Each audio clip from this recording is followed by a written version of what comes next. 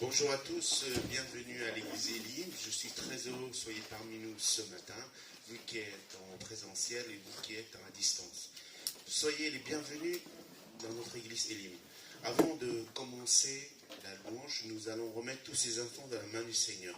Nous allons courber la tête et prier pour que le Seigneur soit dans cette salle et que vraiment qu'il puisse toucher chacun d'entre nous. Nous ne sommes pas là comme Cathy le dit, que je dis souvent, au hasard. Parce que c'est ce matin, Dieu a voulu que nous soyons ce matin-là présents ici à Elim. Alléluia. Nous allons prier pour nos besoins, prier pour nos frères et sœurs, surtout pour les personnes qui sont malades. Je remets surtout la vie de ma fille entre les mains du Seigneur parce que ça fait 2 semaines qu'elle est assez malade. Donc voilà, je sais que le Seigneur l'a déjà guérie, mais voilà, que nous le remettons toutes les personnes malades entre les mains du Seigneur. Parce que il a dit que par sa meurtrissure, nous sommes déjà guéris en avance. Mais alléluia. Nous allons prier pour toutes ces choses. Merci Seigneur pour tous tes bienfaits. Nous te remettons tous ces instances entre tes mains. Seigneur, vraiment que tu puisses sonder chacun d'entre nous, Seigneur. Seigneur, vraiment, Seigneur, nous voulons un cœur d'adoration, un cœur de louange à toi, Seigneur, ce matin. Seigneur, que tu puisses combler tous nos besoins, Seigneur, que ce soit dans nos familles, Seigneur, que ce soit dans notre travail, Seigneur. Nous te remettons toutes choses entre tes mains, Seigneur. Seigneur, vraiment, Seigneur, nous voulons nous abandonner à toi encore ce matin, Seigneur, pour que tu puisses nous diriger, nous conduire vers les voies que tu nous as destinées, Seigneur. Merci encore pour tous tes bienfaits, Seigneur. Seigneur, je te remets aussi toutes les personnes qui sont ici, que ce soit les invités, Seigneur, que ce soit tous nos frères et sœurs et toutes les personnes qui sont ici, Seigneur. Vraiment, Seigneur, oint chacun d'entre nous et que nous puissions prier pour toi encore de plus en plus, Seigneur. Merci pour tes bienfaits et merci pour ton amour si précieux et si infini, Seigneur. Alléluia. Sois loué, sois élevé au nom de Seigneur Jésus-Christ. Amen. Amen. Je vais donner la parole à Cathy pour la louange. Nous allons louer le Seigneur. Il est digne de louange dans ce lieu ce matin. Tout est pour nous, Seigneur, et je vous invite à vous lever. Grâce soit rendue à Dieu qui nous fait toujours triompher en crise et qui, par nous, reprend en tout lieu l'odeur de sa connaissance. Nous sommes en effet pour Dieu le parfum de Christ et qui est suffisant pour ces choses. Nous sommes tous le parfum de Christ. Ce matin, alors dis à vos voisins, tu es le parfum de Christ. Tu es le parfum de Christ. Voilà, nous allons lever nos voix, voilà, de louer notre Dieu, de lui apporter la louange.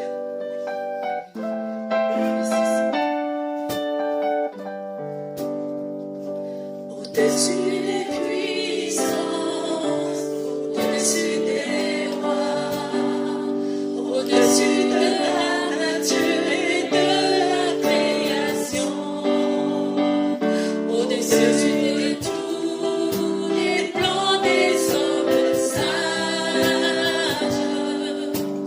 bien avant le monde tu existais, au-dessus des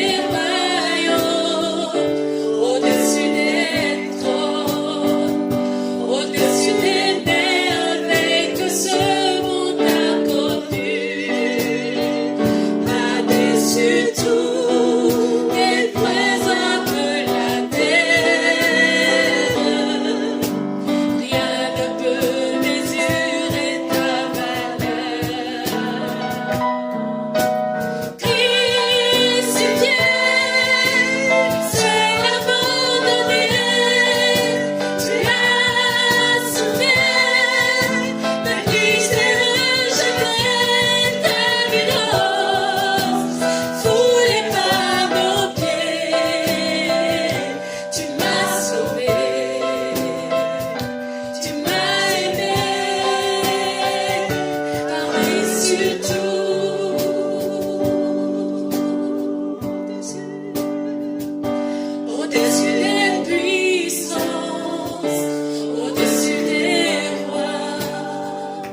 Au-dessus de la nature et de la création, au-dessus de tout.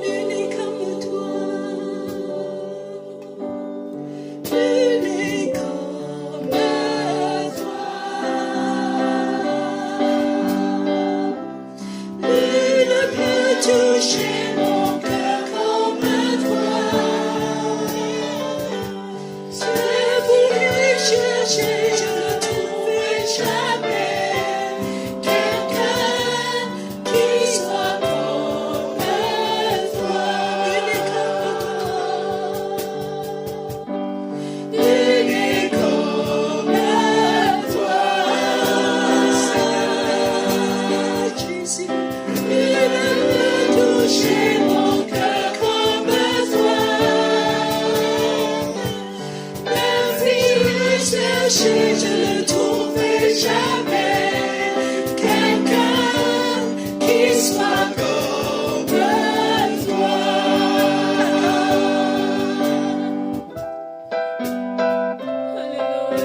Alléluia.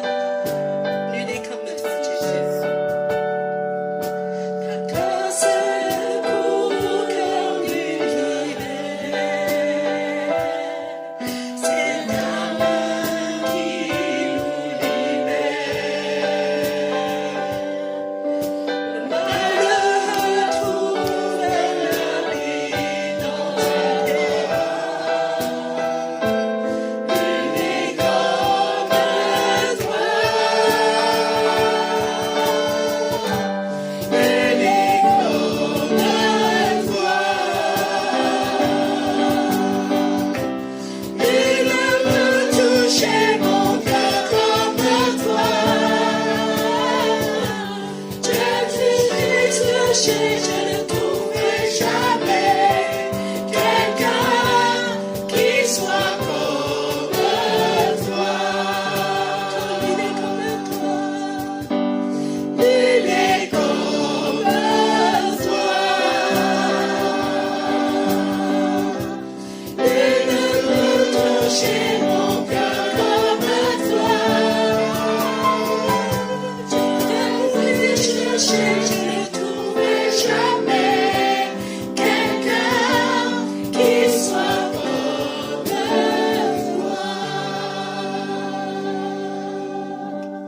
Je pourrais chercher, je ne trouverai jamais quelqu'un qui soit comme toi. Personne n'est comme toi, Jésus. Personne n'est comme toi, Personne n'est comme toi, Seigneur. Nous te louons, nous t'adorons ce matin. Oh Seigneur, tu es merveilleux, tu es glorieux. Alléluia. Seigneur, nous t'adorons. Seigneur, que ton nom soit glorifié dans ce lieu. Ce matin encore, viens de nous toucher, encore de nous enseigner des choses. Oh Seigneur, remplis ce lieu de ta présence. Seigneur, nous voulons te décider de te suivre. Oh Seigneur, tous nos vies, nous voulons te décider de te suivre.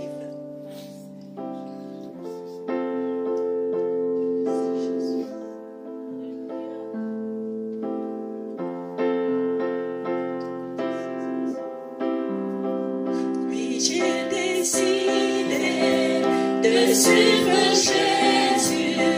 Christ est ma vie, l'amour est sa grâce immense, son si grand salut, pour moi n'auront pas ses débats.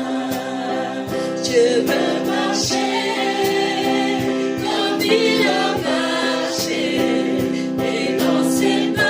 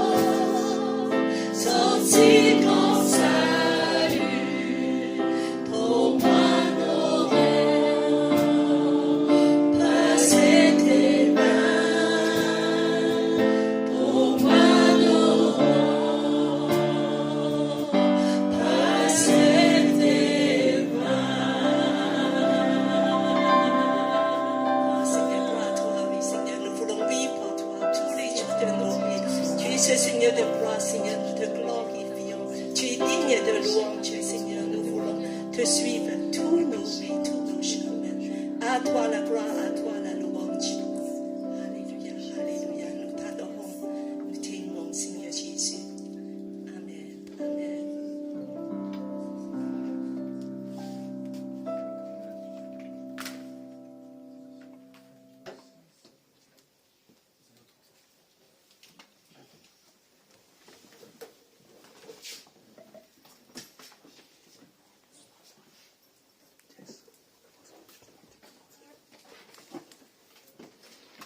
Continuer nos adorations.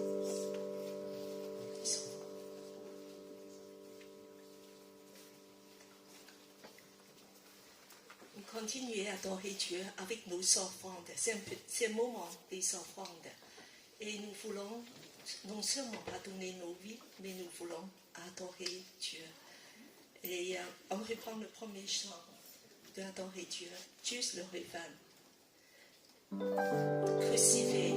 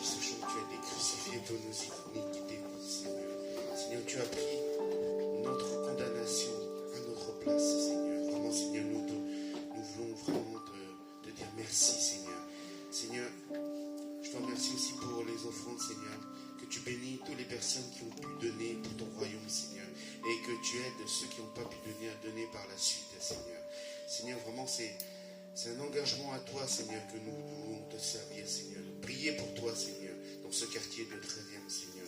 Et pour ça, Seigneur, nous avons besoin des fonds, Seigneur. Seigneur, que tu mets ça, ce fardeau, dans chacun des cœurs des personnes qui sont ici, Seigneur. Vraiment, Seigneur, que tu puisses nous faire fructifier tous ces dons, Seigneur, que nous avons reçus, Seigneur, afin qu'on puisse proclamer ta gloire et la bonne nouvelle que tu nous as donnée, que tu es vivant et que tu es là, présent parmi nous, Seigneur.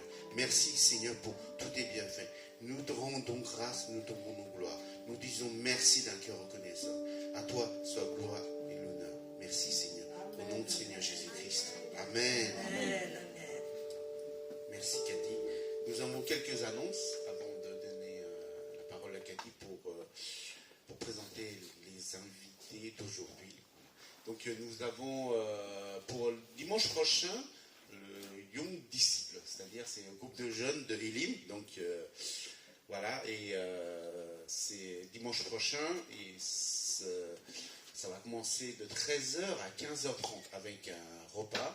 Donc le thème, comme vous voyez, comment garder sa foi dans le monde actuel en tant que jeune, donc en français et en anglais. Donc voilà, si vous parlez anglais, vous êtes aussi les bienvenus. Voilà, donc pour tous les jeunes, voilà.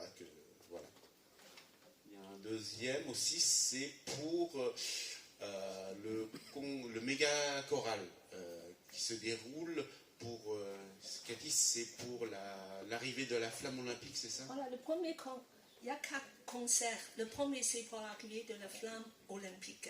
Donc, c'est le 8 mai. Donc, je sais qu'il y a quelques personnes qui se sont inscrites pour ce méga chorale. Donc, si vous êtes intéressé, soit vous voyez avec Cathy, soit avec Patricia, je pense. C'est ça? Ok. Donc, c'est le frère Éric Pires qui organise ça. Ouais, donc, voilà. Donc, si vous êtes intéressé, si vous voulez vraiment participer à ce grand événement, voilà. Donc, vous êtes tous les bienvenus. Par contre, il y a des moments de répétition, donc il faut être très en voix. C'est bon? Voilà. Et tous les vendredis, bien sûr, voilà, on a toujours notre réunion de prière en présentiel et à distance. Donc c'est un moment convivial, de partage, de prière, de louange, vraiment. Donc pour ceux qui peuvent venir en présentiel, soyez les bienvenus. Et sinon, ça se passe aussi sur Zoom. Église et ligne. La vision de l'Église. Ah, la vision de l'Église. La vision de l'Église. Nous sommes une Église des nations. David, tu veux bien vérifier? Voilà. Nous sommes une Église des nations. Et notre devise, c'est aimer Dieu, aimer la famille de Dieu et servir les autres. Donc voilà. Et je vais donner la parole à Cathy pour présenter nos invités spéciaux.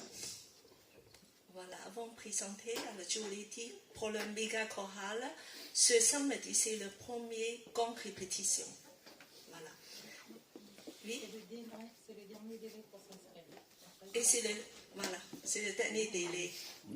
Dans nos églises, il y a 3 personnes qui participent. Et puis, je voulais dire aussi, la semaine dernière, pour la mission de l'église Cambodge, donc on a collecté 440 € pour pasteur, ce qui est d'emporter pour l'église flottante à Cambodge. Gloire à Dieu. Voilà. Et nous sommes très heureux ce matin d'accueillir Marc Grenet et pour présenter le programme de formation de témoignage minute. J'ai vraiment très heureux parce qu'en fait, je l'ai rencontré pendant le centre évangélique au mois d'octobre. Et en discutant avec lui, j'ai trouvé qu'il a un programme très intéressant et j'ai sauté cette occasion. Cette fois-ci, il est venu à Paris parce qu'il vient d'Alsace, loin. Et pour nos gens, il a eu un grand rassemblement d'évangélisation hier à nos gens. Donc, j'ai sauté sur l'occasion de l'inviter et il est très aimablement répondu à mon appel. Donc, c'est une grâce. À la fois, je voulais dire bienvenue à tous ses amis qui viennent de loin, du près, voilà, dans des différentes églises de Paris. Donc, voilà, il y a le sœur Farida, vous pouvez lever. Et avec 2 personnes, c'est ça, vous levez tous. Voilà. Et puis, je crois qu'il y a 2 personnes, donc après on a fait la connaissance. Alors maintenant, je vais laisser, et il y a aussi la famille de Marc. Et vous pouvez lever aussi. Voilà, donc soyez les bienvenus. C'est un grand plaisir pour nous, vraiment, de vous accueillir. C'est la grâce de Dieu de partager cette formation pour nous. Voilà, je laisse le temps pour Marc de nous donner cette formation.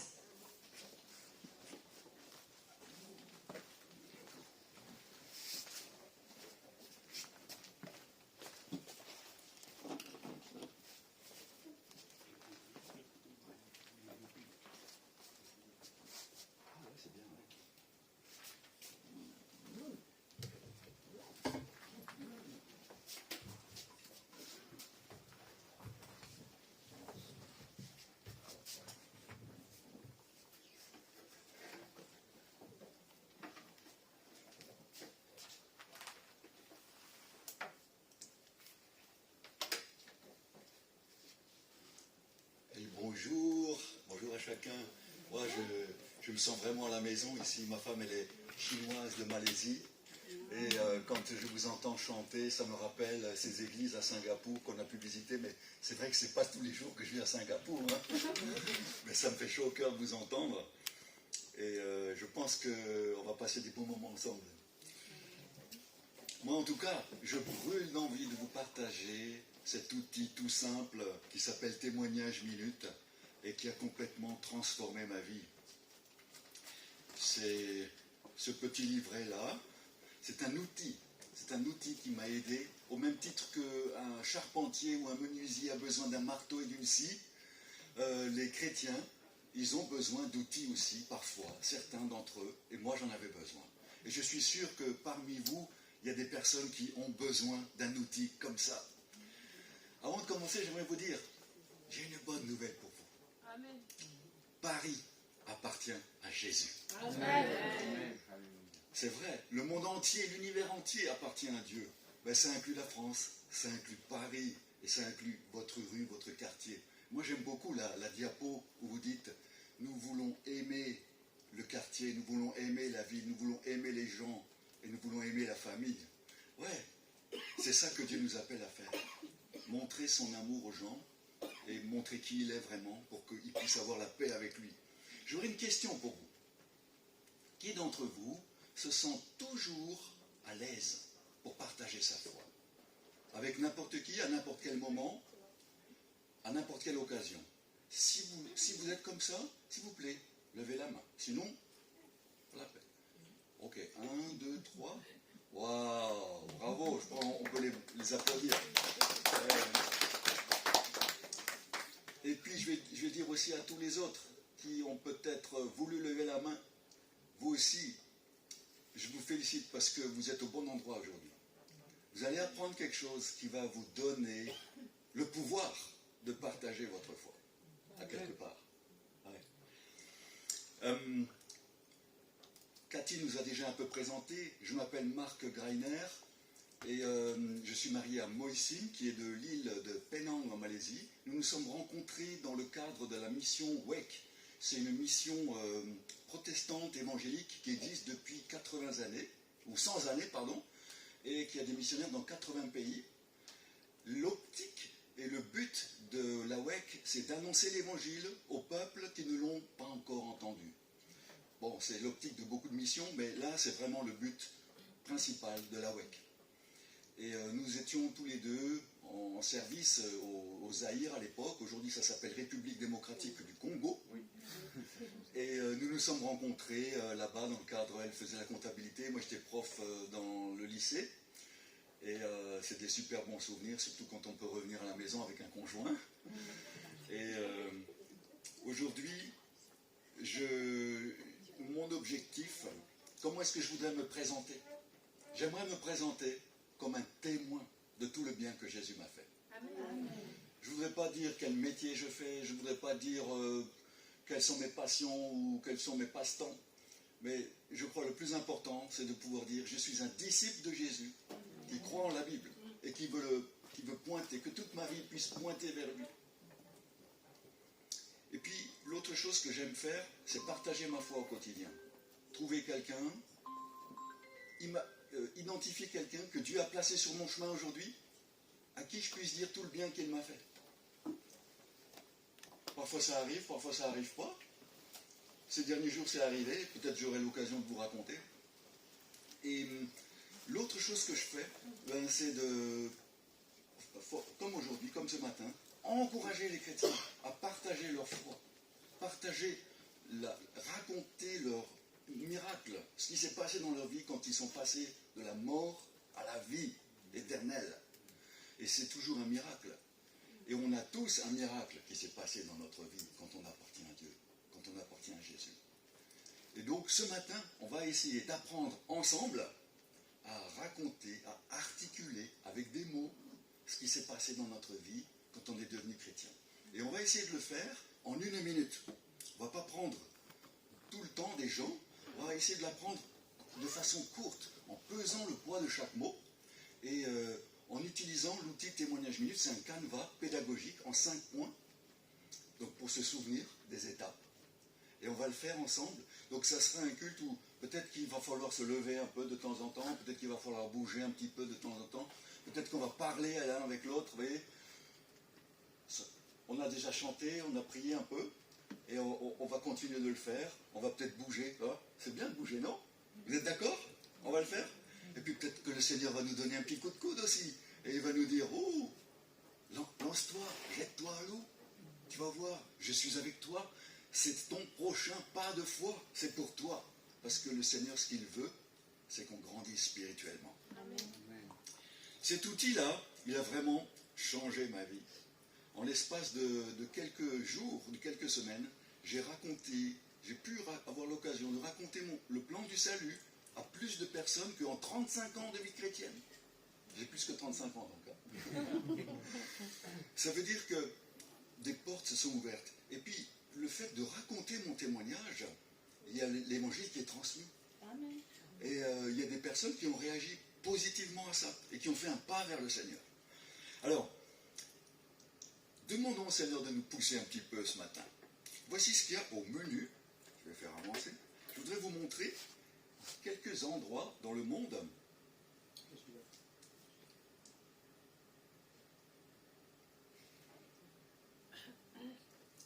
où témoignage minute est enseigné. C'est pas moi qui ai découvert l'outil, hein. J'en bénéficie. Et il est utilisé dans 50 pays dans le monde. À la fin de l'année, on pense que ça sera 68 pays dans le monde, presque 70. C'est dingue, hein? Et il existe depuis une quinzaine d'années, douzaine d'années. Et il est traduit dans 50 langues. Là, c'est au Honduras. C'était pas la semaine dernière, mais la semaine dernière, il y avait une équipe au Honduras. Ils ont formé plusieurs centaines de pasteurs. Et l'objectif, c'est de former les 4000 pasteurs du Honduras et les 4000 pasteurs d'un autre pays qui est juste à côté, je ne me souviens plus le nom. Il y avait 8000 pasteurs dont le président de l'association n'est pas juste là pour dire oui, allez-y, c'est bon, vous pouvez le faire, mais il veut dire il est là pour les soutenir, pour les encourager, pour le faire avancer. Et on va montrer juste rapidement quelques autres pays encore. Je ne sais pas. Le Kenya, l'Inde, en France, République démocratique du Congo, le Pakistan, qui est un pays 98% musulman, et même les enfants. Parce qu'avec Témoignage Minute, chaque chrétien redécouvre la joie de partager sa foi. De 7 ans jusqu'à 107 ans, on peut le faire. On a tous encore son histoire. Hier soir, on était avec Juifs pour Jésus, avec les amis qui nous hébergeaient. Je ne sais pas si vous connaissez Juifs pour Jésus. C'est des chrétiens qui étaient juifs et qui se sont convertis. Ils ont accepté leur propre Messie, Jésus. Et ils avaient interviewé un vieillard, 94 ans, qui était juif, qui a survécu à la Shoah. Et il a raconté ce qui s'était passé. Et il était accueilli par des catholiques et il a été hébergé et puis il est devenu catholique. Et au cours de la soirée, il s'est promené, il avait vraiment envie de parler à tout le monde, ce monsieur. Vraiment parler à tout le monde. Un petit bonhomme, comme ça. Et c'était presque le seul survivant de sa famille, sa sœur était déjà décédée. Quand il est venu me voir, je me suis dit, mince alors, il faut vraiment que je lui parle quand même. Et j'ai eu l'occasion de lui raconter mon témoignage. Il m'a bien écouté, il m'a dit, mais c'est marrant, vous êtes le deuxième ce soir qui me racontait ça. Et je pense que le Seigneur le cherche. Il est tombé vraiment au bon endroit avec ces Juifs pour Jésus. Alors, même les vieillards peuvent entendre nos histoires, même les vieillards peuvent raconter leur histoire. Au menu, aujourd'hui, nous avons 3 points. On va voir jusqu'à où on arrive. Le premier point, c'est la compassion, parce que c'est la compassion qui doit nous pousser à aller vers les gens. On ne va pas aller vers les gens parce que c'est le pasteur qui nous a demandé, ou parce qu'on est poussé par des regrets, ou bien on a, je ne sais pas, on se sent... Voilà, on doit y aller parce qu'on aime les gens. C'est ça qui doit nous pousser. Le deuxième point, on va essayer de s'approprier un outil qui, je crois, va nous aider à faire un pas de plus, à grimper dans l'échelon pour devenir un disciple de Jésus, devenir un meilleur disciple. Et le troisième point, c'est l'application. parce que la théorie sans la pratique, ça ne sert à rien.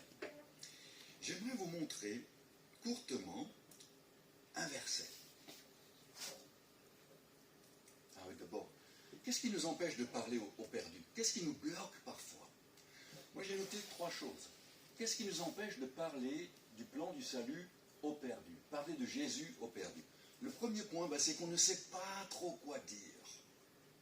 On ne sait pas trop comment l'articuler. Parfois, on bafouille un peu quelque chose. Le deuxième point, c'est que on a peur d'être rejeté. On a peur que les gens nous disent « t'es un illuminé. Tu crois encore à ça? Mais non, c'est dépassé tout ça. » Et avec Témoignage Minute, vous allez voir, les gens ne vont pas nous rejeter. Quand j'ai raconté mon Témoignage Minute il y a quelques semaines au nouveau patron de la boîte, il était resté tard le soir, je lui ai raconté mon Témoignage Minute, il m'a dit « Marc, merci de m'avoir raconté ça. » Et puis il m'a serré la main, et puis il m'a pris dans ses bras. Les gens ne nous rejettent pas. Quand un chrétien véritable leur raconte ce qui a changé leur vie, les gens ne nous rejettent pas. Ils sont contents d'en rencontrer. Le troisième point, c'est on manque de compassion, je crois. On réalise peut-être pas toujours à quel point il y en a qui vont aller au paradis, puis d'autres qui vont aller en enfer. Mais nous, en tant que chrétiens, on veut vider l'enfer, on veut remplir le paradis, n'est-ce pas? Alors, prions que Dieu nous remplisse de compassion. Je voudrais vous montrer 4 diapositives très rapides sur... d'abord un verset. On va lire ce verset ensemble. À haute voix. Est-ce qu'on peut le lire ensemble? Matthieu, chapitre 9, verset 36. À la vue des foules, Jésus fut rempli de compassion pour elles, car elles étaient blessées et abattues comme des brebis qui n'ont pas de berger. Amen. Ça, c'est Jésus quand il voit les foules. J'aimerais vous montrer 4 diapositives et vous allez me dire si vous ressentez de la compassion. Et le premier mot qui vous vient à l'esprit. Quelqu'un veut dire un mot? Pitié. Pitié. On a de la pitié pour cet enfant. Et deuxième diapositive. Est-ce que vous ressentez de la compassion? Quel est le premier mot qui vous vient à l'esprit? C'est triste. Ivrogne? Triste. Il a besoin d'aide. Triste. Il a besoin d'aide. Wow. Troisième diapositive. Quel est le premier mot qui vous vient à l'esprit? La joie. La joie. La famille. Est-ce que vous ressentez de la compassion? Ah, je crois là un peu moins. Hein? Et quatrième diapositive. Premier mot qui vous vient à l'esprit. Réussite. Homme d'affaires? Réussite. Réussite. Il a réussi dans sa vie. Est-ce que vous ressentez de la compassion? Non? Bien. Oui. Ça dépend. Ça dépend. Mais tout à fait. Moi, je pense que ces 4 photos, qui avait eu plus de compassion pour les 2 premières que pour les 2 dernières? Levez la main. Moi, j'avais de la compassion juste pour la première, donc je vous félicite. Mais vous savez, Jésus, quand il voit cet homme, il n'a pas plus de compassion, ou il n'a pas moins de compassion pour cet homme qui va mourir en enfer parce qu'il ne connaît pas Jésus, que pour ce petit enfant qui est dans le besoin. Et c'est bien pour nous d'avoir de la compassion pour un petit enfant qui est dans le besoin, pour un ivrogne. Mais il ne faut pas aussi oublier les familles qui ont l'air heureuses. Il ne faut pas oublier les gens qui ont l'air d'avoir réussi dans la vie. Je vais vous montrer une dernière photo. Ça, c'est une foule. On va imaginer que c'est tous les participants ou tous les spectateurs aux Jeux Olympiques qui vont venir dans les rues, qui vont peupler, qui vont courir dans les places d'Italie, dans les parcs, partout, qui vont venir du monde entier. Quand on voit une foule comme ça, parfois on se dit « Oh, je ferais mieux de rester à la maison. » On se dit « Oh, qu'est-ce que je fais ici ? Ils vont me voler mon portefeuille, ils vont me marcher dessus, puis je vais me perdre. Je ne sais pas tout ce qu'on va penser, n'est-ce pas ? Mais Jésus, quand il voit les foules, la Bible nous dit, son cœur était rempli de compassion. Il n'était pas tout à fait pareil que nous quand même. Hein. Il nous attire vraiment vers les gens, Jésus. Il nous pousse à aimer les gens, et il a toujours réussi à le faire. Et nous aussi, c'est notre prière, qu'on puisse aimer les gens comme Jésus aime, qu'on puisse prier comme Jésus priait, qu'on puisse les voir comme Jésus les voyait, qu'on puisse ressentir comme Jésus ressentait. Ça, c'est notre prière. Et je voudrais vraiment vous inviter à prier pour les gens qui vous entourent. Peut-être que vous avez des amis, des gens qui habitent sur le même palier que vous, peut-être que vous avez des collègues de travail. Notez leur nom sur un bout de papier et commencez à prier pour eux. Et que tous les matins vous puissiez prier, Seigneur, cette prière. Je suis à ta disposition, Seigneur. S'il te plaît, mets quelqu'un sur mon chemin aujourd'hui à qui je puisse dire tout le bien que tu m'as fait. On va aborder la formation et vous allez recevoir chacun ce petit livret. Et puis vous aurez besoin d'un stylo, on a des stylos aussi. Donc pendant que je vais vous...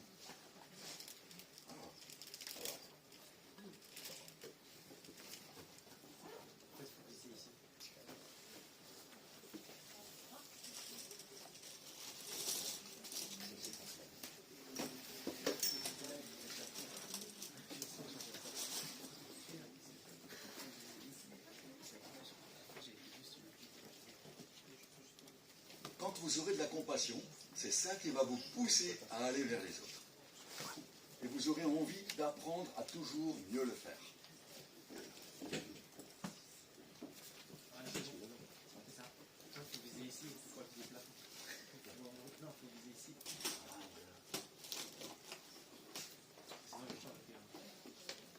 Là, j'ai des statistiques. 97% des chrétiens n'expliqueront jamais le plan du salut à un non-croyant de toute leur vie. C'est des statistiques globales d'une association en Amérique. 90% des non-croyants ne se rendront jamais dans une église. Ça veut dire que les gens qui vous entourent, qui ne sont pas chrétiens, ils ne mettront jamais les pieds dans une église protestante évangélique de toute leur vie. Même pas pour un enterrement et pour un mariage. C'est fou, hein?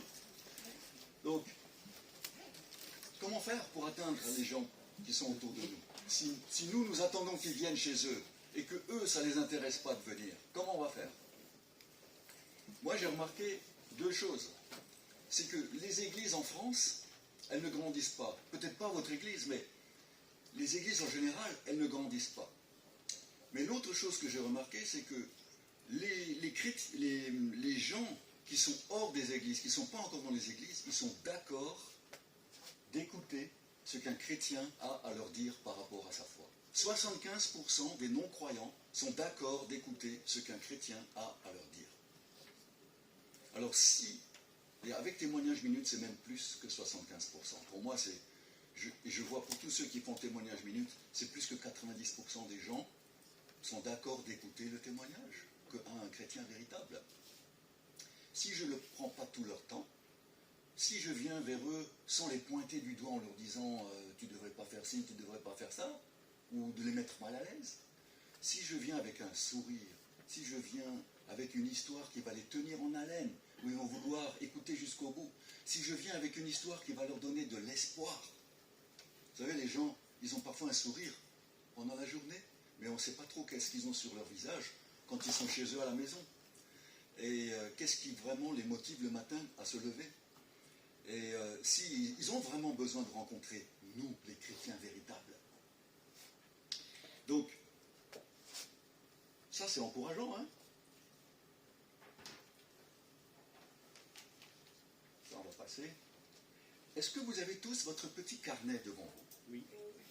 Et vous avez un stylo. Oui. C'est votre carnet.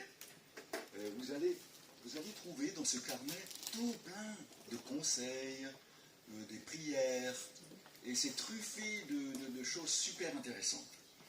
Ce matin, on va s'intéresser au cœur du livret. On va vraiment apprendre à raconter notre témoignage. Le reste, vous pourrez le lire vous-même chez vous à la maison, et même la suite. On va voir cet après-midi jusqu'à où on pourra aller ensemble. Et donc, je vous propose d'ouvrir votre livret à la page 5.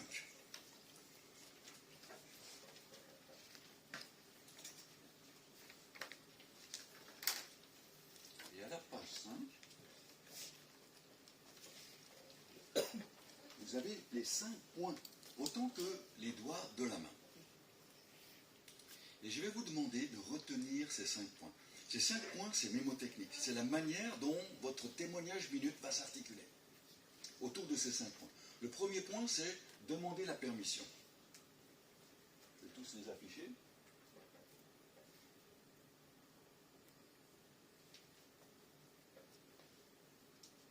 Voilà. Est-ce que vous pouvez, je vais vous laisser 30 secondes pour les mémoriser, ces 5 points. Le premier point, c'est demander la permission. Le deuxième point, c'est ma vie avant Jésus-Christ. Troisième point, le tournant décisif. Quatrième point, ma vie après Jésus-Christ. Et le cinquième point, si je n'avais jamais rencontré Jésus. Vous essayez de retenir ça? Je vous laisse 20 secondes, 30 secondes.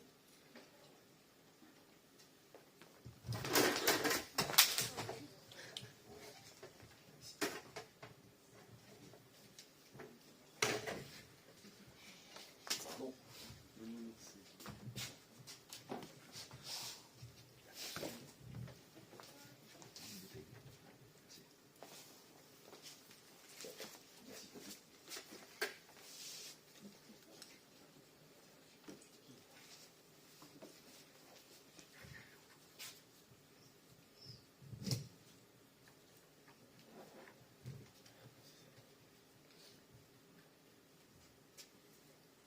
Alors, pour le point 1, ça donne la permission. Deuxième point, on peut le dire ensemble, avant Jésus-Christ. Troisième point, tournant décisif. Quatrième point, cinquième point, waouh, pas mal. Maintenant, on va essayer les yeux fermés. On peut essayer les yeux fermés? Premier point, deuxième point, troisième point, quatrième point, cinquième point. Voilà, c'est bien. Ça, c'est les 5 points. Alors, ce que j'aimerais faire, est-ce que quelqu'un voudrait venir faire un petit sketch avec moi? Qui est-ce qui aimerait faire comme si on était à l'arrêt de bus? Hier, on attendait le train avec mon ami Andrew, et puis il y avait une dame qui regardait son téléphone. Le train allait venir que dans 20 minutes. Donc on va dire qu'on est à la station de train, et puis comment faire pour entamer une conversation? Si vous voulez, on peut le faire ensemble avec quelqu'un, si quelqu'un est d'accord. Il peut jouer le rôle de cette dame, et moi je suis le rôle de celui qui va lui raconter mon témoignage. Et on essaie de voir comment que ça peut se passer en vrai. D'accord? Qui est d'accord de venir? Allez, merci. On va essayer de ne pas marcher sur les tables. Et on peut se mettre là? Ou bien on se met là? Voilà, super. Donc vous regardez un peu votre téléphone. Et bonjour madame. Bonjour. Quand elle dit bonjour, pour moi c'est un signal qu'elle attend. Et il y a une question que j'aime bien poser à quelqu'un tous les jours. Est-ce que je peux vous la poser? J'aimerais savoir quelle est la meilleure chose qui vous est arrivée dans toute votre vie. J'avais la naissance de mon enfant. Oh, vous avez un enfant? Oui, j'ai une fille. Oh, bravo. Félicitations. Et elle a quel âge? Elle a 21 ans. Ah ouais, c'est un... Oh, bravo. Super. Et est-ce que je peux vous raconter la meilleure chose qui m'est arrivée à moi? Oui, allez-y, vous voulez bien. Eh bien voilà. Ça, maintenant, ça dure 1 minute, d'accord? C'est mon témoignage, minute, à partir de là. La permission, ça dure le temps que ça dure. Et après, mon témoignage. Il y a eu une période dans ma vie où je me sentais très seul. C'est comme si je n'avais pas d'amis. C'est comme si je comptais pour personne. C'était pas vrai, mais c'était l'impression que j'avais. Et un beau jour, quelqu'un m'a donné une Bible. Et dans ce livre, j'ai découvert un Dieu qui m'aime vraiment, pour qui je compte, au point qu'il est venu vivre sur terre parmi nous. On le fête à Noël, c'est Jésus. Et quand j'ai réalisé qu'il était prêt à payer de sa vie pour mourir pour tout le mal que j'ai fait, puis qu'il est revenu à la vie, je lui ai fait une prière. Jésus, s'il te plaît, pardonne-moi tout le mal que j'ai fait. Deviens de nouveau maître de ma vie. Et il s'est passé quelque chose. C'est comme s'il y a un poids qui s'est envolé de mes épaules. J'ai ressenti une paix intérieure. Et je savais que j'avais un ami, un vrai, qui allait m'accueillir au paradis le jour où je mourrais. Pour moi, c'est la meilleure chose qui m'est arrivée. Et je pense que si je lui avais pas donné ma vie aujourd'hui, probablement je serais un ivrogne sous un pont en train de boire, ou peut-être même je me serais tiré une balle. Voilà. Et merci de m'avoir écouté. Vous savez, ce Jésus dont je vous ai parlé, il vous aime, vous aussi, vraiment beaucoup.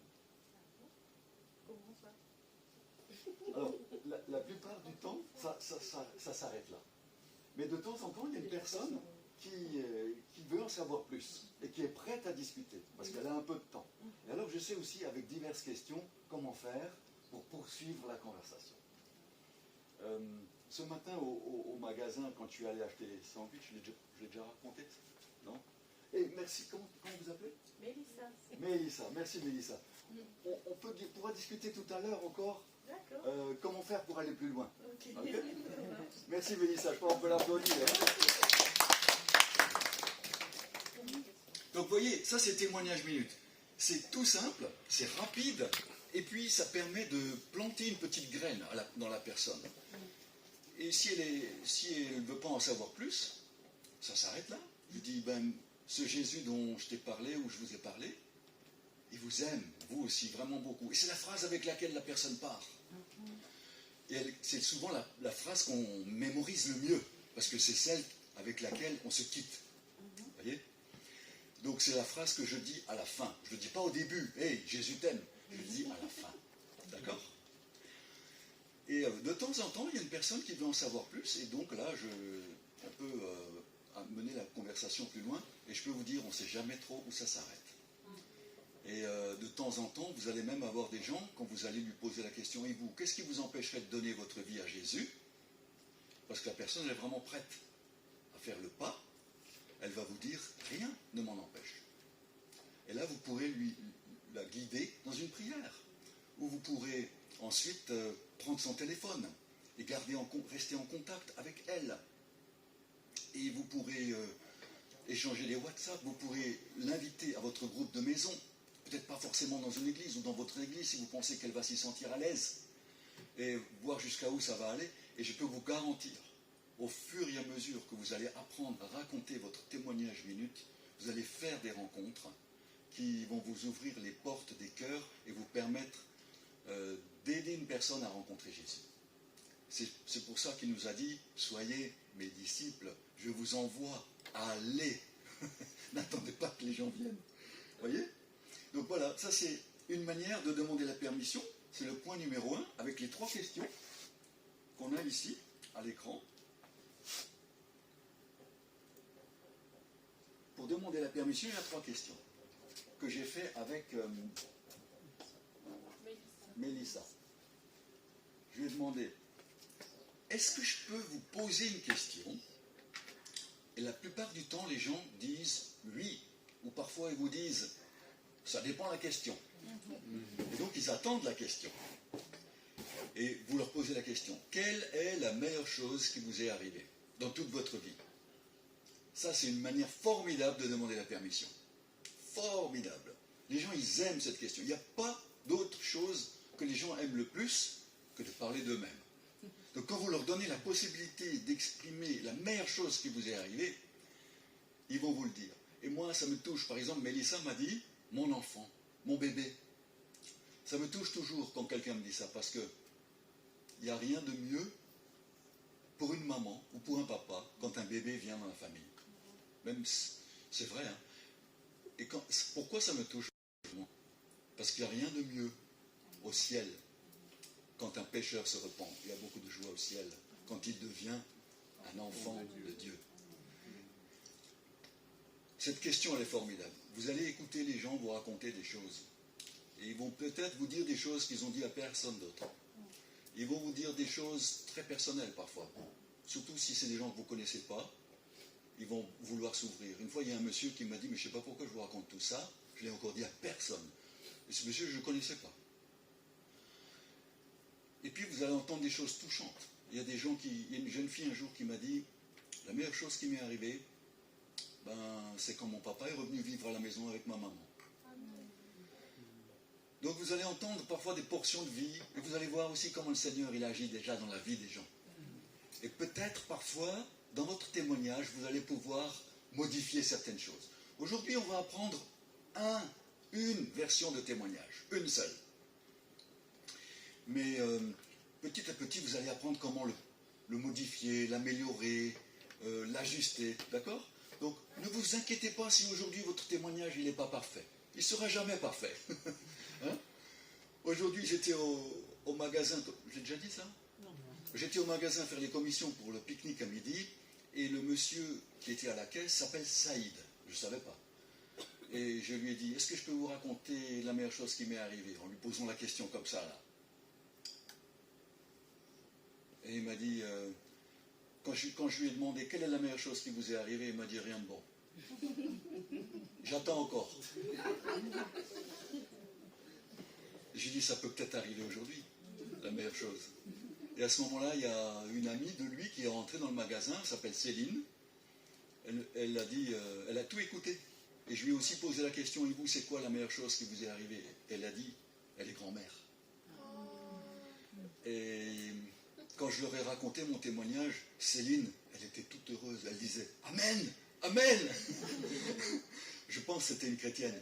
Et elle m'a dit plus tard, parce que quand je suis sorti du magasin, je suis allé chercher le pain dans un autre magasin, je l'ai recroisée dans la rue. Et là, elle m'en a raconté un peu plus sur sa vie. Elle était musulmane il y a 2-3 ans. Elle s'est convertie. Elle a fait une expérience avec le Seigneur. Elle est dans une église. Et puis on a échangé les WhatsApp. Voilà. Donc, c'est des portes qui s'ouvrent. Et elle prie pour Saïd, le patron du magasin, là. Voilà.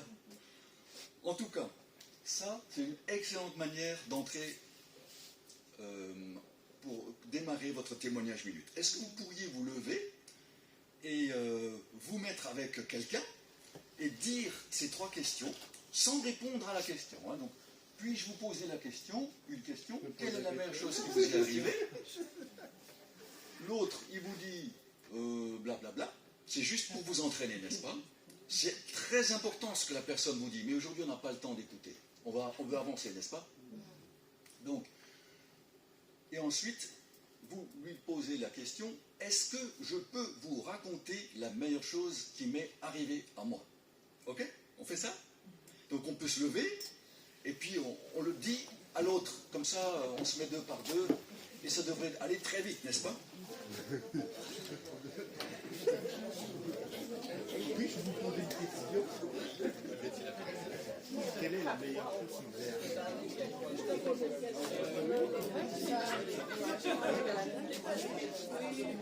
Est-ce que je peux raconter la meilleure chose qui m'est arrivée? Les gens écrivent, c'est pour ça.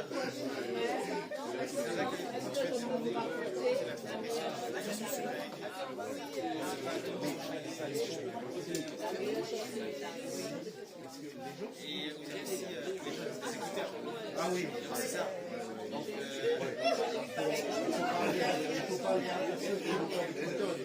moi j'ai toujours les écouteurs. Donc, personne. Oui.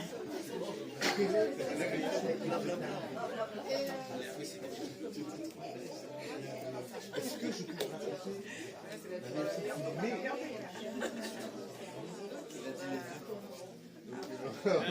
Quand vous avez fini, vous vous asseyez, comme ça je sais que vous en êtes.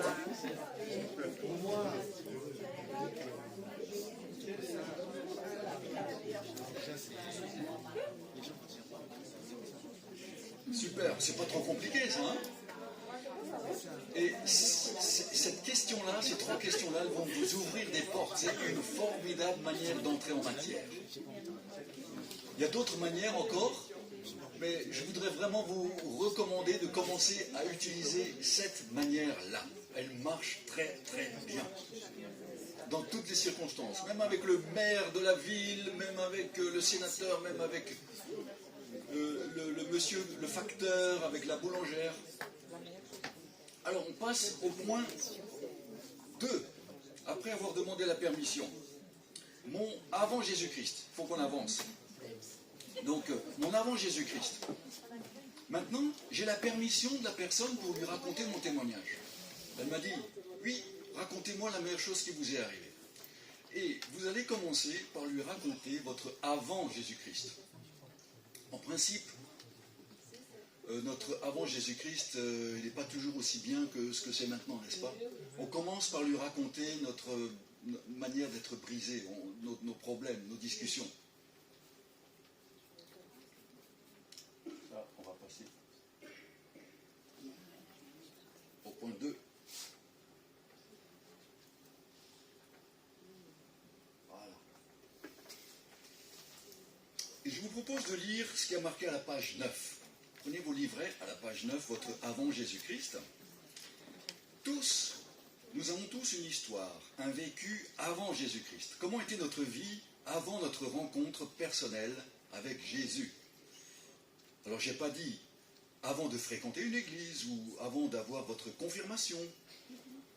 Je veux dire avant d'avoir vraiment donné votre cœur et votre vie à Christ. Pour esquisser votre histoire de avant, trouvez 3 adjectifs qui la qualifient. Peut-être que vous vous sentiez seul, frustré, ou n'aviez pas vraiment de but. Peut-être aviez-vous réussi sans que cela donne un sens à votre vie?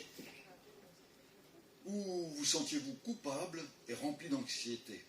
Peut-être étiez-vous désespéré ou en colère contre Dieu, ou aviez-vous peur de mourir? La liste est longue. Peut-être vous vous êtes donné à Christ à un jeune âge et vous ne vous souvenez plus des circonstances de votre conversion. Mais vous vous souvenez probablement de votre besoin de pardon, de sentiment de culpabilité, ou d'avoir la conviction que Dieu existe. Alors que vous vous remémorez ces jours d'avant, votre histoire prend forme, commence à prendre forme. Poursuivez en complétant la phrase suivante avec 3 objectifs ou expressions et notez-les à la page 16. Donc là on va à la page 16. Vous allez voir qu'il y a des pages vides, vous voyez, avec en orange, complétez cette phrase avec 3 adjectifs ou expressions. Et donc votre phrase, elle commence par « Il y a eu une période dans ma vie où » et vous notez 3 mots ou expressions qui décrivent votre vie avant Jésus-Christ. Vous avez un stylo? N'hésitez pas à y aller. Et je vous laisse 1 minute pour le faire. Moi, personnellement, vous avez entendu dans mon témoignage, je dis, il y a eu une période dans ma vie où je me sentais seul. C'est comme si je n'avais pas d'amis. C'est comme si je compte pour personne. C'était pas vrai, mais c'est l'impression que j'avais. Voilà. J'aimerais poser une question peut-être. Qui d'entre vous a eu des parents chrétiens, vous a amené à l'école de dimanche, au groupe de jeunes, depuis que vous êtes, et que vous êtes depuis toujours dans l'église? 1, 2, 3, 4, 5, 6. Donc, pour vous, peut-être c'est un peu plus compliqué de trouver comment faire, comment dire. Parce qu'il n'y avait peut-être pas d'événements déterminants, pas de moments spécifiques dans votre vie.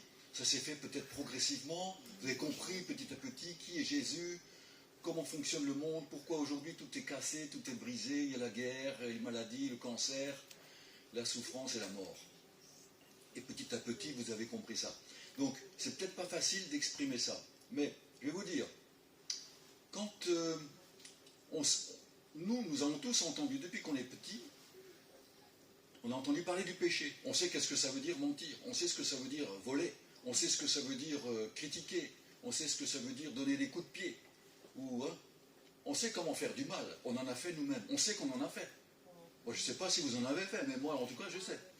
Donc, quand je sais que je suis un homme pécheur, il n'y a pas la paix en moi. La deuxième chose, c'est que tout le monde se pose des questions sur la vie. C'est quoi? Pourquoi il y a des arbres, des montagnes, des étoiles? D'où c'est que ça vient tout ça? On se pose des questions sur le but, le sens de la vie. On a tous ces questions-là. Et à un moment donné aussi, on a peur de la mort. Donc, et puis la troisième chose qui nous arrive aussi, on a tellement besoin de se sentir aimé. C'est un des besoins fondamentaux de l'être humain, de se sentir aimé. Et donc, quand je me retrouve face à, je ne sais pas moi, un gangster ou un voyou, et puis en fuite parce qu'il a cambriolé la banque et il n'a pas la conscience tranquille et il sait que la police est en train de le rechercher, et que je lui dis, voyez, il y a une période dans ma vie où j'avais des scrupules pour des choses que j'avais faites de travers. Et puis, je m'inquiétais sur le sens de la vie, et qu'est-ce qui allait se passer quand je vais mourir. Et puis, j'avais je me sentais seul et désespéré. Quand je dis ça à cet homme le plus dépravé du monde, ça va lui parler. Pourquoi? Parce que c'est exactement ça qu'il est en train de ressentir lui-même. Voyez? Donc vous qui avez un témoignage, peut-être vous vous dites, j'ai pas de témoignage. Ben si, vous avez un super témoignage. Et vous allez voir qu'au point 3, vous allez pouvoir encore aussi facilement expliquer le plan du salut. Donc, je vous encourage à trouver 3 mots, expressions, et de les raconter après la petite phrase, là, il y a eu une période dans ma vie où. Ça va? Je vous laisse 30 secondes, 1 minute.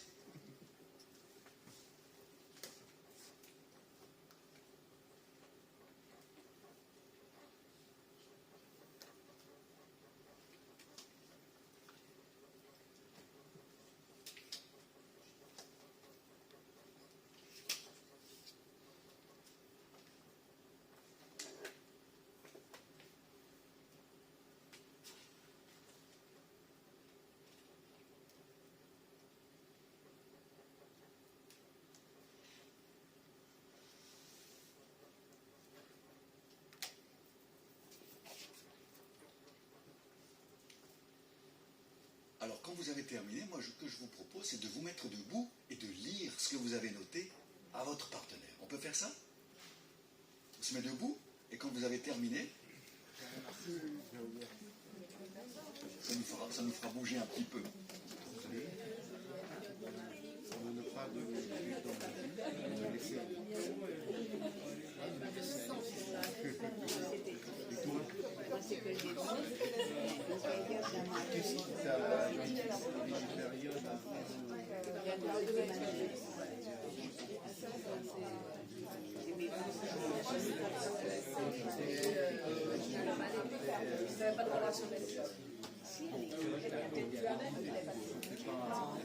abandonné? Alors, au point numéro 1, vous ne parlez pas de Jésus encore, hein? C'est au prochain point qu'on parle de Jésus. Pour le moment, normalement, vous ne parlez pas de Jésus, hein, à part exception, hein, d'accord?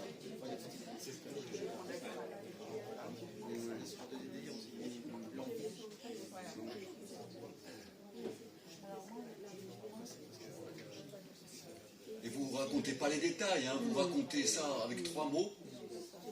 Hein? On n'a pas le temps de raconter comment notre grand-mère, elle faisait des magnifiques tartes à la Mirabelle, et puis tout ça. On ne peut pas non plus trop s'étaler sur cette vie du passé, n'est-ce pas? On veut surtout pointer vers Jésus après. Hein?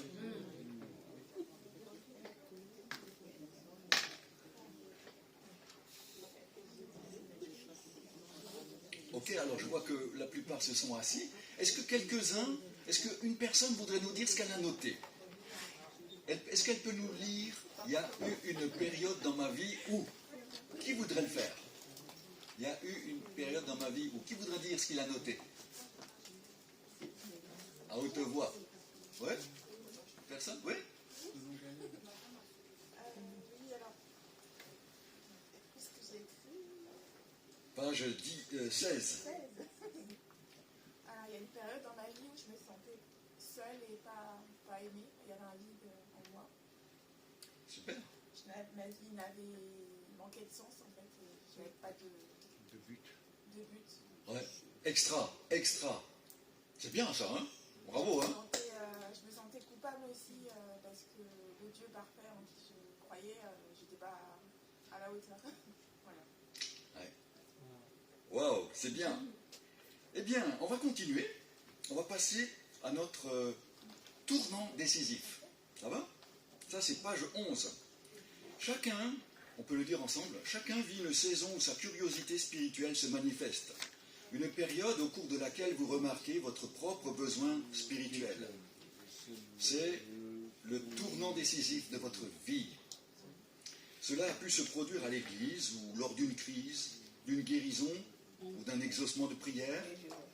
Cela a pu arriver quand quelqu'un a partagé sa foi avec vous, ou même lorsque vous avez vécu un succès et pourtant avez ressenti un grand vide. Voici un exemple de tournant décisif. Un jour, quelqu'un m'a parlé d'un Dieu qui m'aime vraiment, Ce Dieu me connaît personnellement et m'invite à vivre au ciel avec lui pour toujours. Mais j'avais un problème. Le ciel est un endroit parfait, mais pas moi, si bien que je ne pouvais pas y entrer.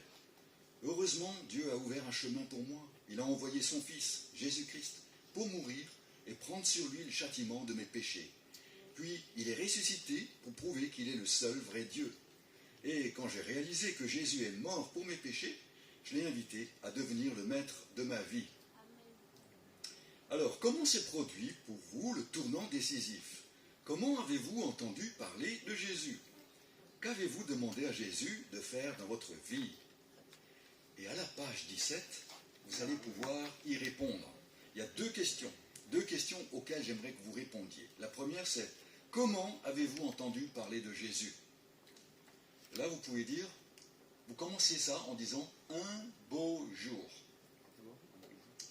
Par exemple, ce que je dis, un beau jour, quelqu'un m'a donné une Bible. Et je l'ai lu, et dans ce livre, j'ai découvert un Dieu qui m'aime vraiment, pour qui je compte. Au point qu'il a envoyé Jésus vivre sur terre parmi nous. Il est venu vivre sur terre parmi nous. Pour mourir, pour payer pour tout le mal que j'ai fait. Et ça, c'est un peu pour répondre à la question 2. Quand j'ai réalisé que Jésus est mort pour tout le mal que j'ai fait, puis qu'il est revenu à la vie, je lui ai fait une prière. C'est ça que je lui ai fait. Je lui ai fait une prière, j'aurais pu dire, je l'ai invité à devenir le maître de ma vie et à me pardonner tout le mal que j'ai fait. C'était ma prière. Hein? On peut dire ça. Ça, c'est ce que je dis. Et vous, comment ça s'est passé? Je vous laisse quelques secondes pour le remplir. C'est vraiment le cœur de votre témoignage, là. C'est là que vous allez vouloir parler de Jésus. Vous allez prononcer son nom, au moins à une reprise. Il faut que la personne, elle entende le nom, le beau nom de Jésus. C'est le seul qui nous sauve. C'est le seul par lequel on puisse avoir le pardon de nos fautes.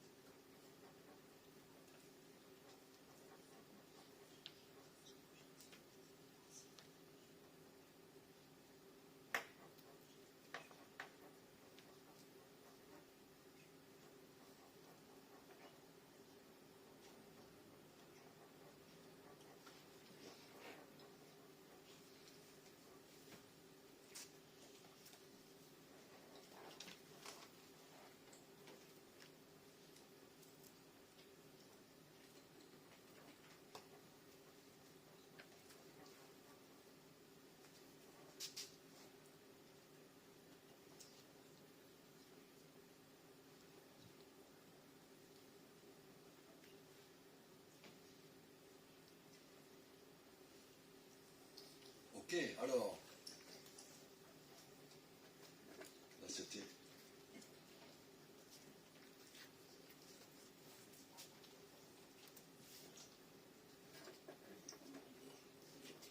Ça va?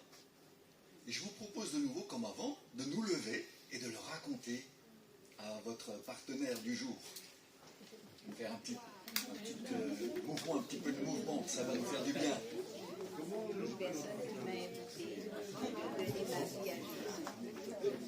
Donc vous commencez en disant un beau jour et vous lisez ce que vous avez marqué.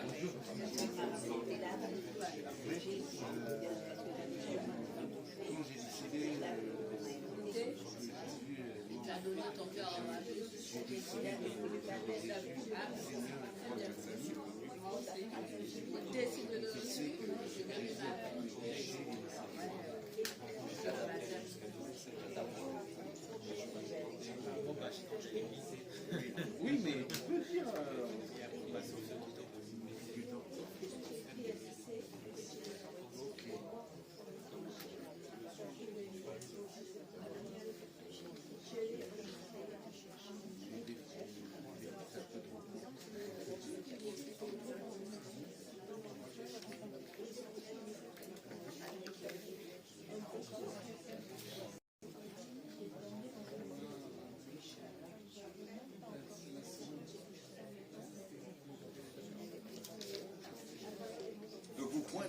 pointez vers Jésus.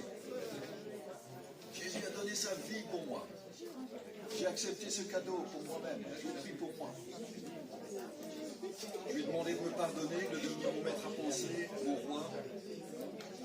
Je lui ai demandé de remettre mon couple sur les rails. Je lui ai demandé de me pardonner. Et il l'a fait.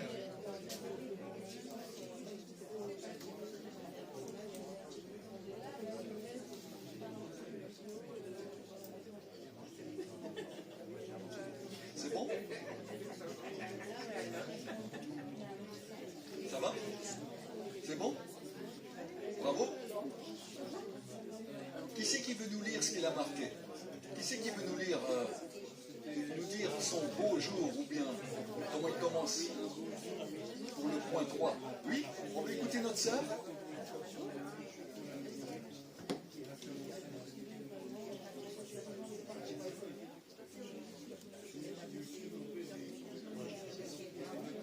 Bon, c'est un moment important. C'est vrai. C'est le centre de votre témoignage. Là.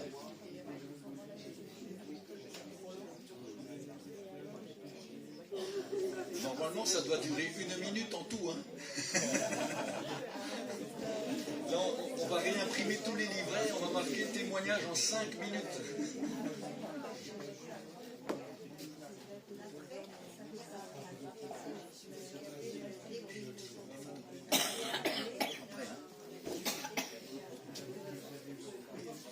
Ok, merci.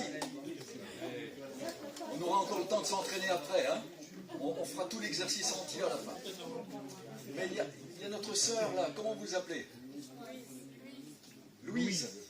Vous voulez nous lire ce que vous avez noté? S'il vous plaît.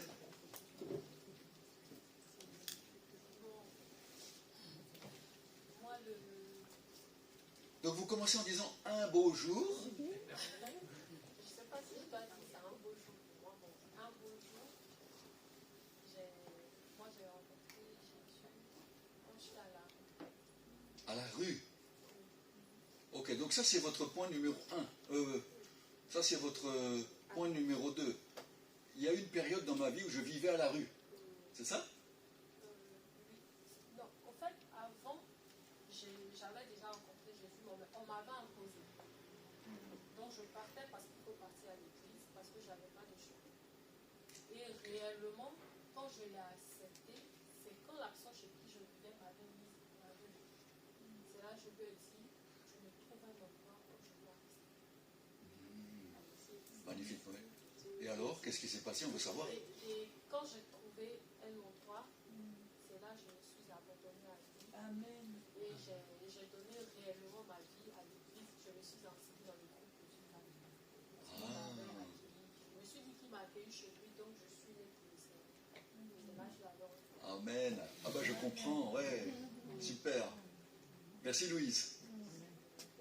Quelqu'un d'autre voudrait dire son un beau jour? Quelqu'un d'autre voudrait nous dire ce qui s'est passé dans sa vie? Moi, je veux bien. Alors, un beau jour, ma tante m'a parlé de Jésus, qui était la première chrétienne de notre famille. Donc ça, c'est la première question. Hein. Comment avez-vous entendu parler de Jésus? Un beau jour, ma tante.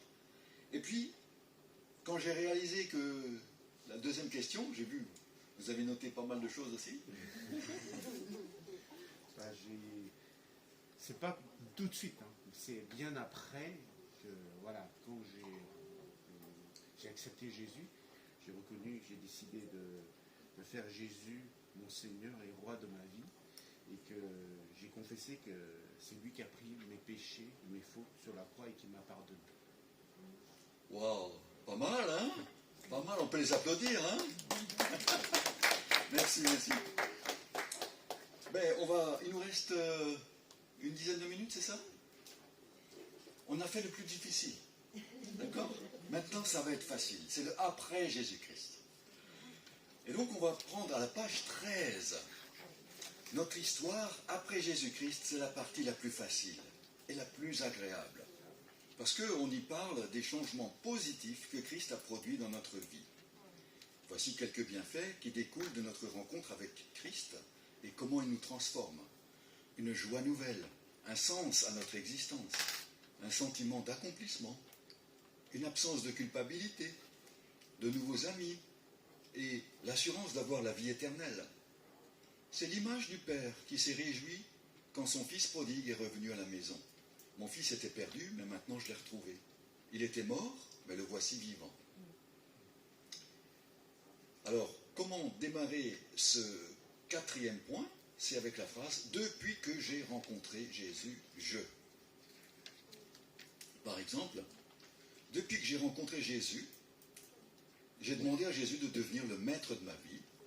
J'ai une nouvelle raison de vivre, une nouvelle joie et l'assurance d'aller au ciel quand je mourrai. Trouvez 3 adjectifs qui décrivent les changements positifs que Jésus a apportés dans votre vie. C'est pas trop difficile, n'est-ce pas? Quand vous avez trouvé ces réponses, rendez-vous page 18 pour les écrire dans les points 1, 2 et 3. Moi, ce que je dis,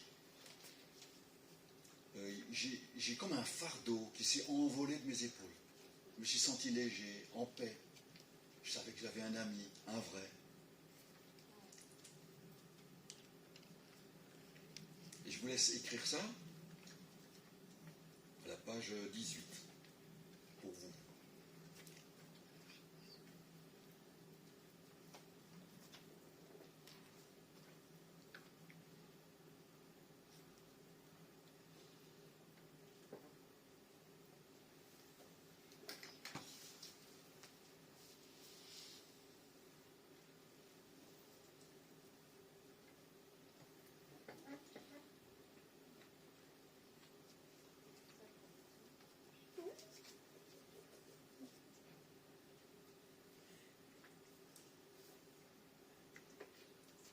Ça va? Qui veut nous lire ce qu'il a noté à la page 18?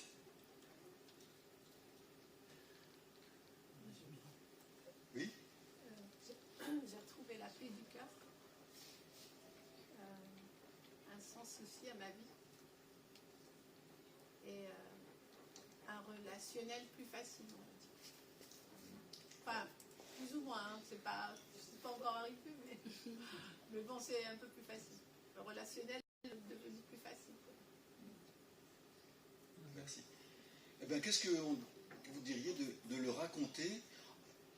On va faire ça ensemble avec la dernière question, le dernier point, parce que le temps passe. Le dernier point, c'est si je n'avais pas rencontré Jésus. Donc là, il faut essayer de s'imaginer qu'est-ce qui se serait passé dans votre vie si vous n'aviez pas eu votre tante qui serait venue vous parler de Jésus. Qu'est-ce qui se serait passé si vous n'aviez pas trouvé le traité dans votre poche quand vous êtes rentré à la maison qui vous a parlé de Jésus? Si vous n'aviez pas écouté la radio et où vous auriez entendu un message de l'Évangile, voilà, qu'est-ce qui se serait passé? Où est-ce que vous en seriez aujourd'hui? Moi, je dis, ça dépend aussi parfois de comment la conversation a commencé avec la personne. Moi, je dis, si je n'avais pas rencontré Jésus aujourd'hui, probablement, je serais divorcé. Je ne serais plus avec ma femme aujourd'hui. Ou bien je serais sous un pont, en train de picoler. Ou bien je me serais même tiré une balle dans la tête, je ne sais pas. C'est ce que je dis. Il y a plein de choses à dire. Mon pasteur, il aurait dit, je pense que si j'aurais continué à vivre comme... j'aurais essayé de profiter de la vie à fond, et puis du dernier nouveau iPhone qui sort, ou du nouveau film qui passe au cinéma, sans penser qu'un jour je vais mourir.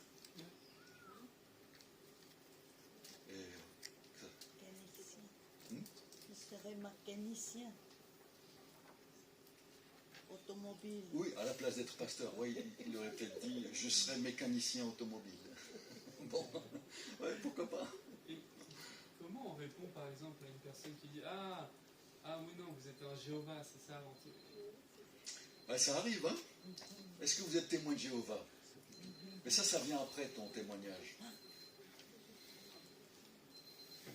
Tu racontes ton témoignage minute, et après, tu ne sais pas trop comment ça va continuer. C'est clair, hein? Alors, il y a toutes sortes de réactions. On va la garder sous le bras, ta question, et on va essayer d'y répondre après. Mais elle est très très bien, ta question. Moi, je peux répondre rapidement. Je dis non, je ne suis pas un témoin de Jéhovah, je suis un disciple de Jésus qui croit dans la Bible. Je ne veux pas dire que je ne veux pas utiliser le mot chrétien, parce qu'aujourd'hui, chrétien, ça ne veut pas forcément dire grand-chose. Mais tu peux dire aussi, tu es chrétien, pourquoi pas? Moi, j'aime dire, je suis un disciple de Jésus qui croit dans la Bible. Disciple de Jésus, oui.